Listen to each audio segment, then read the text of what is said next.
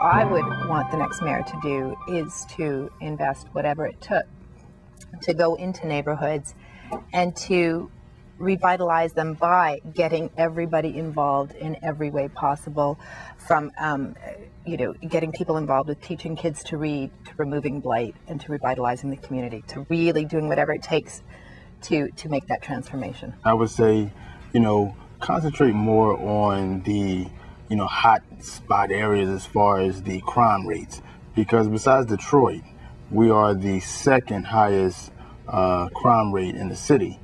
And to minimize it, I feel as though that we need to establish more recreation for the younger generation and the middle-aged kids, and get some outings for the elderly. It definitely minimize and deter the crime. If the neighborhoods are not perceived as being clean, if they're not perceived as being safe, nothing else can happen. And number one priority in that regard is to increase the number of police officers we have in this city. We've had a dramatic decrease. In the 14 years I've been here, I've seen Center City completely and totally transform. I mean, I love living in Philly, and I would love to see the mayor take what worked in Center City and spread it out. Already, anywhere near Girard Avenue is almost considered Center City now. Look at what's happening in Northern Liberties, in my neighborhood, Bella Vista, and parts of South Philly. Take that magic and move it. You have to start small, and that doesn't mean ignore the big things.